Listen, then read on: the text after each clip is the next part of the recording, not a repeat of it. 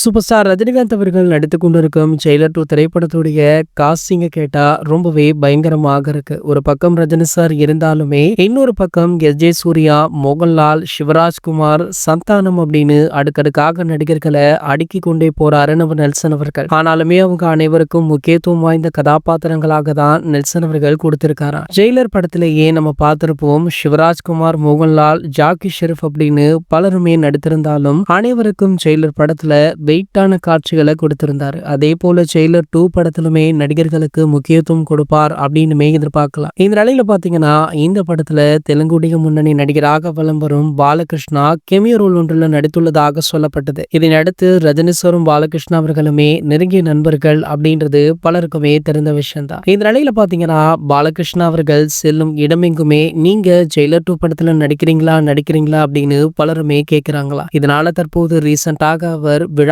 ஒன்றில் கலந்து கொண்டிருக்காரு. அப்போது இதே கேள்வியை அங்க கேட்டிருக்காங்க. அதற்கு பாலகிருஷ்ணா அவர்கள் கோபமாக, இனி ரஜினி சார் பற்றியோ அவருடைய படங்களை பற்றியோ என்னிடம் கேட்காதீர்கள் அப்படின்னு ஆவேசமாக பேசியிருக்காரு. சோ பாலகிருஷ்ணா அவர்கள் பொதுவெளியில கோபப்படுவது இது ஒன்றும் புதிதல்ல. பல நேரங்கள்ல இவர் இப்படி கோபப்பட்டு நம்ம பார்த்திருப்போம். சோ ஆகையால பாத்தீங்கன்னா, ஜெயிலர் 2 திரைப்படத்துல பாலகிருஷ்ணா அவர்கள் இல்ல அப்படின்றது உறுதியுமே செய்யப்பட்டிருக்கா. சோ இந்த சம்பவம் பாத்தீங்கன்னா அங்கு பரபரப்பை ஏற்படுத்தியிருக்கு. மேலும் இந்த வீடியோ தற்போது சமூக வலைதளங்கள்ல வைரலுமே ஆகிட்டு இருக்கு. இது போன்ற செய்திகளை பற்றி நீங்க உடனே தெரிஞ்சுக்க நம்மளுடைய சேனலை மறக்காம சப்ஸ்கிரைப் பண்ணிக்கோங்க.